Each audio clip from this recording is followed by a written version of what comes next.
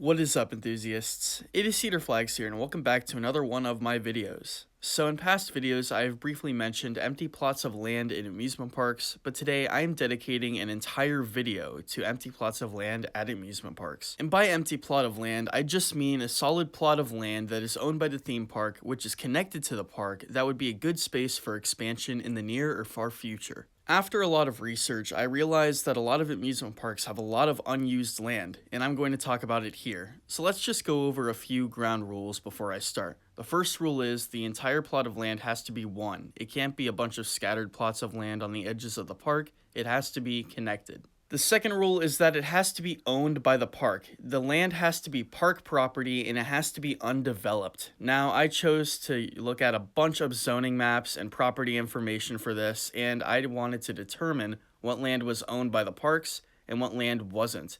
This does not count surrounding empty land. This has to be empty owned land by the park. And before I start, I obviously didn't include every single park that has a bunch of unused land, and I might have not even chosen the biggest ones. Comment down in the comments below if I forgot any, and maybe I could do a part 2 where I talk about even more empty plots of land in amusement parks. So, this is Cedar Flags, and here are the parks with the most unused land. I'm going to name off a few examples, and I'm starting off with Kennywood in West Mifflin, Pennsylvania near Pittsburgh. Now today we are going to talk about an unused plot of land south of the park that has been debatably owned by the park for years. There have been multiple reports of them purchasing this plot of land, but they all have different dates. The missing plot of land I'm talking about is south of the park, and it takes up a valley. It's around 25 acres in size, and it takes up the former rail yard that used to sit in that property. It contains an old train warehouse that Kennywood has said they will start to be using for storage. But this surrounding area has a lot more land to offer, so if Kennywood would want to open up a new midway in this area and maybe add some sort of terrain coaster, that would be insane. Now, of course, this would be very hard because there aren't really a lot of open plots of land. I think Steel Curtain really closed in that part of the park instead of expanding it. But at the same time, you could do a few things that I could see that could possibly renovate this side of the park. The next park I will be talking about is Dollywood in Pigeon Forge, Tennessee, with, well, at least 15 acres of unused land. The parcel map information was very sparse, and I really didn't get the information that I wanted to by the Pigeon Forge parcel map. But what I do know is that Dollywood has recently cleared a land of 15 acres around the surrounding areas of Wildwood Grove and Fire Chaser Express. Barring the Wildwood Grove property, this is 15 acres, and we already know that Dollywood does plan on expanding this property. Now, they said that they would possibly add one of 3 coasters to this property, either a B&M Hyper, an indoor roller coaster with a high thrill caliber, and of course, a Max spinning coaster.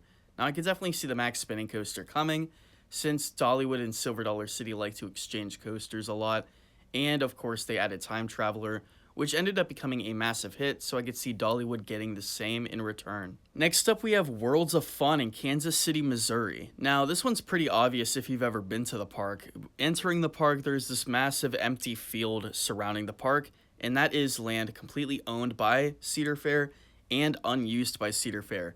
Now, Worlds of Fun is a pretty small park, so I really can't see a major expansion, but at the same time, let's talk about the plot of land anyway. It stretches from the main entrance of the park to the Worlds of Fun Village, which is a campground, similar to what they're adding at Kings Island and what they have at Cedar Point in Carowinds. Now, of course, this is a pretty empty plot of land. There's absolutely nothing here, and it is 45 acres in size. So, being hypothetical, let's say that Cedar Fair wants to expand in this area, in this park. I could definitely see a new midway coming out in between Windseeker and Patriot to introduce a new star attraction to the park. What could this be?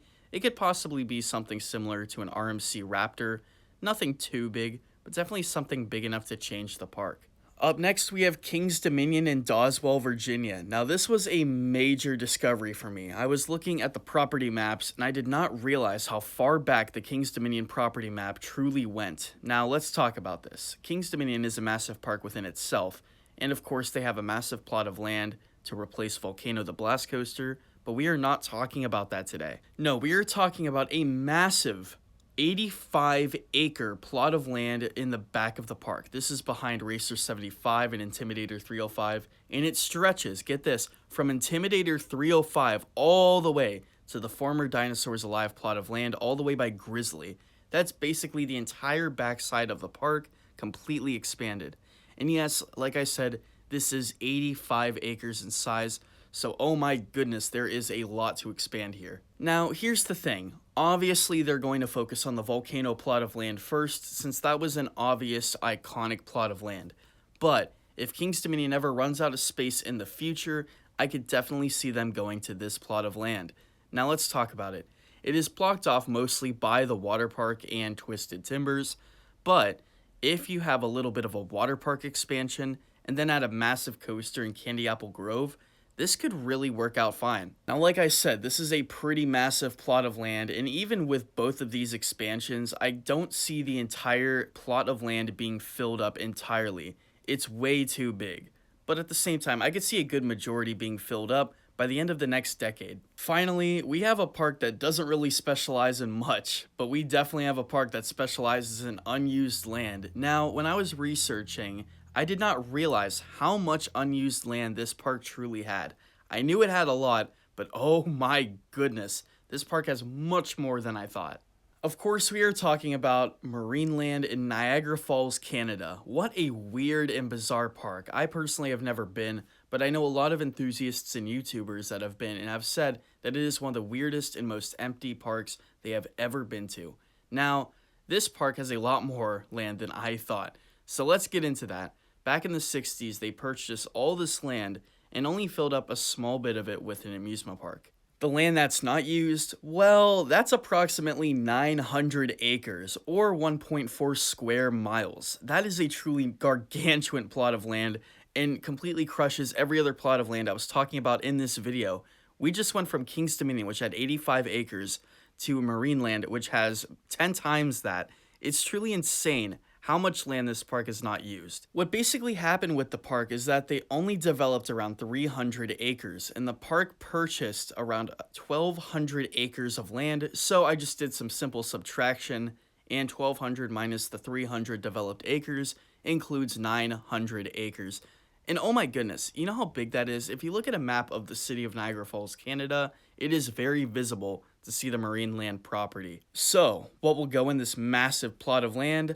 Probably nothing. I mean, let's be completely honest. It's been vacant for the last 50 years, and I don't see anything coming anytime soon. The main reason is that this park has extremely low attendance, and they are not getting a lot of money in the bank, especially due to new controversy, and I won't get too much into it, but long story short, there have been a lot of cases of animal abuse. The park's reputation is completely down the toilet, and I really don't see this park coming back anytime soon. Now, if it went under new ownership, I could definitely see something happening, but the mayor of Niagara Falls has said publicly that he will personally close the park and replace it with real estate property. But anyway, that is my video. Should I do a video on Marineland? I mean, that park has so much to go into. But anyway, that was my video. What more parks have empty plots of land, and what could you see replacing these plots of land in the near or far future? Let me know down in the comments below. Like, subscribe, do whatever you want. This is Cedar Flags, and I will see you all later.